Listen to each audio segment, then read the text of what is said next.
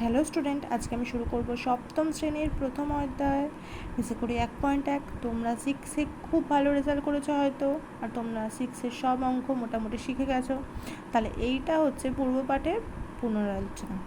তোমরা পূর্বপাঠ করবে, এই অঙ্কগুলো তোমাদের নিজেদেরই করে দেওয়ার কথা, নিজেরাই পারবে, তবুও আমি একবার তোমাদেরকে করিয়ে দিচ্ছি। তাহলে প্রথম অঙ্কটা কি বলেছে দেখো, 1 টাকার হাফ অংশ সমান সমান কত পয়সা। আমরা টাকাটাকে পয়সা নিয়ে যাব, তারপরে সেটা উত্তরটা বের করব, ঠিক আছে? তাহলে দেখো 1 টাকার হাফ অংশ, তাহলে আমরা 1 টাকা সমান সমান কত পয়সা জানি? 1 টাকা সমান সমান 100 পয়সা। তাহলে আমরা 1 টাকার বদলে কত লিখতে পারি? 100 পয়সা। তাহলে 100 পয়সা গুণ অংশ, মানে আমরা সবসময় অংশ মানে গুণ, কোনো কিছুর অংশ মানে সেটাকে গুণ করা। এত অংশ এরকম বললে সেটাকে আমরা গুণ করব। তাহলে 1 টাকার বদলে লিখেছি 100 পয়সা গুণ হাফ সমান সমান 50 পয়সা। তাহলে 1 টাকার হাফ অংশ সমান সমান 100 পয়সা গুণ হাফ সমান সমান 50 পয়সা। 1 বছরের 1/4 অংশ, তাহলে 1 বছর সমান সমান কত আমরা জানি? 12 মাস। 1 বছর সমান সমান আমরা 12 মাস জানি। তাহলে 1 বছরের বদলে লিখবো 12 মাস গুণ 1/4।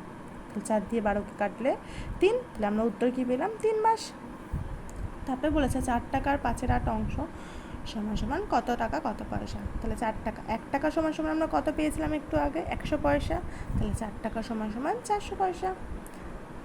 তাহলে 8 দিয়ে 400কে কাটলে 50, 50 আর 5 5 5 25 আর 0 250 পয়সা। এবার উত্তরে আমাদেরকে দেখো ভালো করে, প্রশ্নে বলেছে কত টাকা কত পয়সা।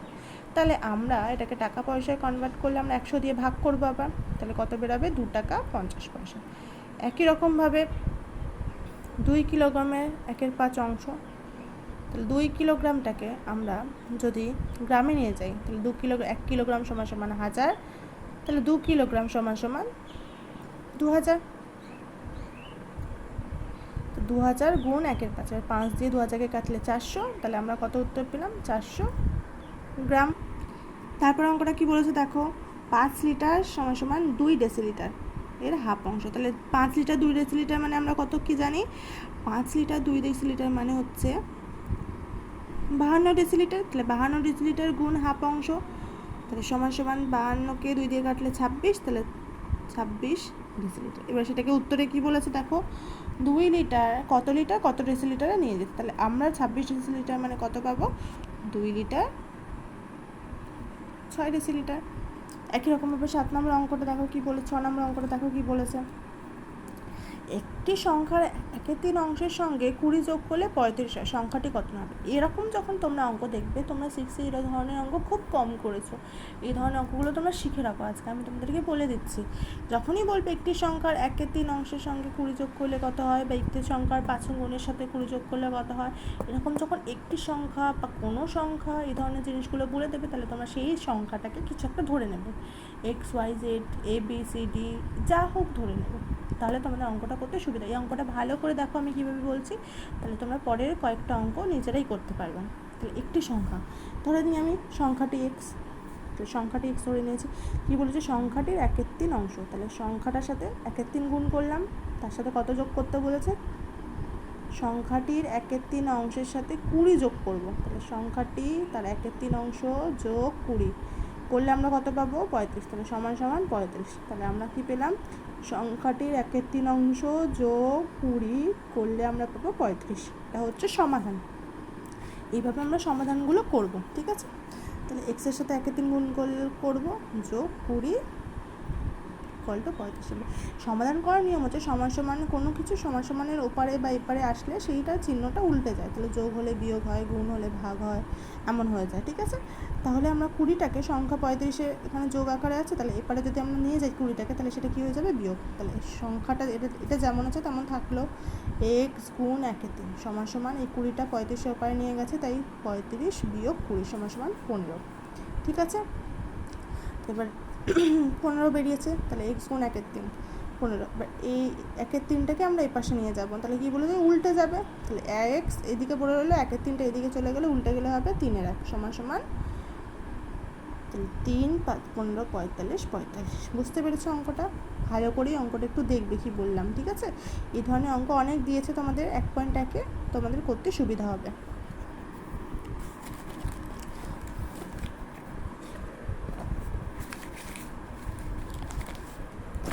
পরের অঙ্কটা দেখো কি বলেছে। বলেছে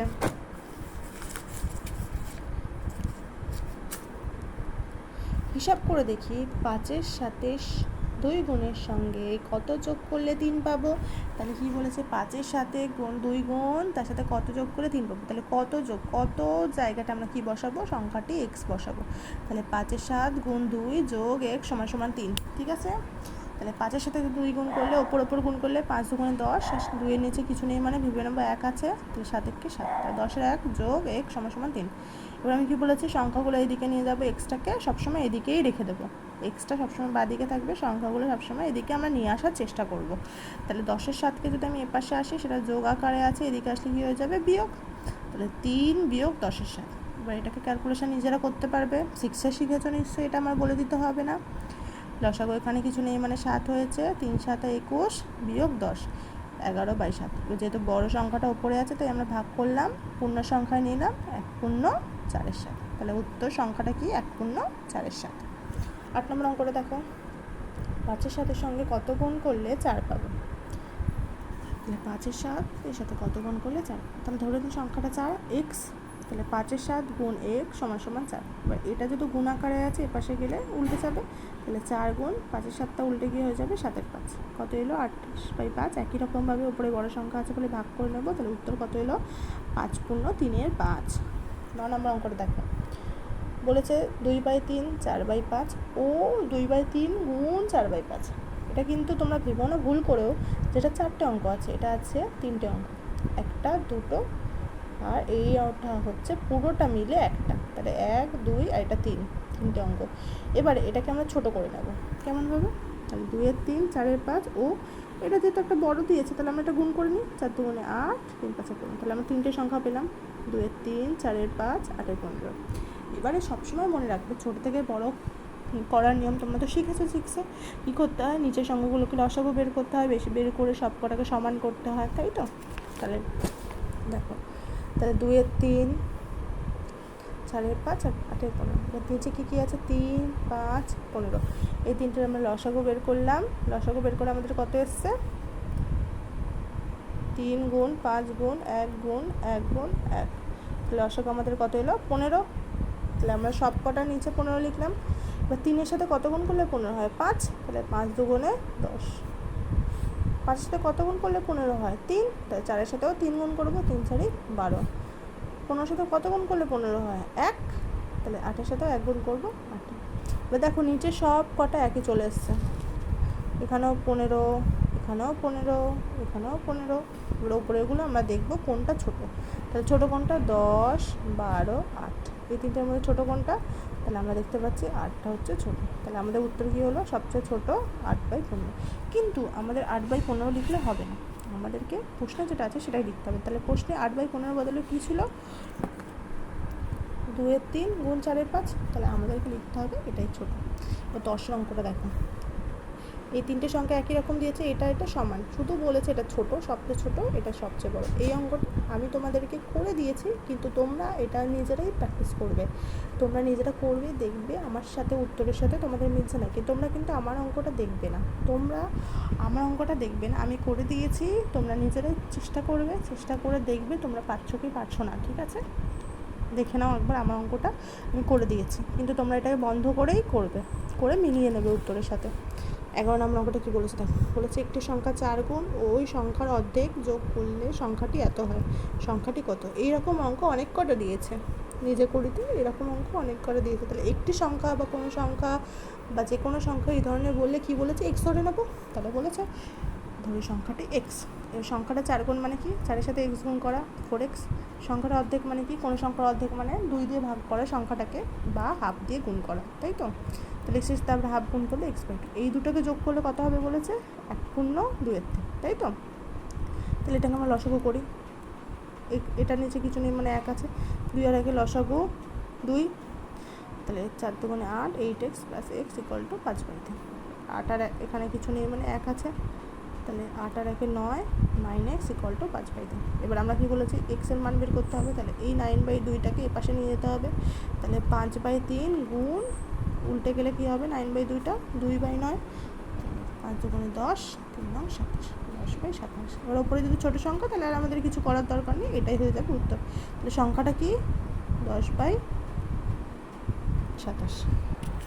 পরের অঙ্কটা দেখো, 1/2 বিয়োগ 1/3 ভগ্নাংশটি 1/2 যোগ 1/3 মধ্যে কতবার আছে? তাহলে কার মধ্যে আছে বলেছে, এর মধ্যে এটা কতবার আছে, তার মানে এটা বড়, এর মধ্যে এটা আছে, তাহলে এটা নিশ্চয়ই বড়, তাই জন্য এর মধ্যে ঢুকতে পেরেছে। তাহলে এটা হচ্ছে বড়, এটা ছোট, তাহলে আমরা এটাকে এটা দিয়ে ভাগ করব। এবার আমরা এটা করার জন্য এইগুলোকে ছোট করে ক্যালকুলেশন করে নিই, ঠিক আছে?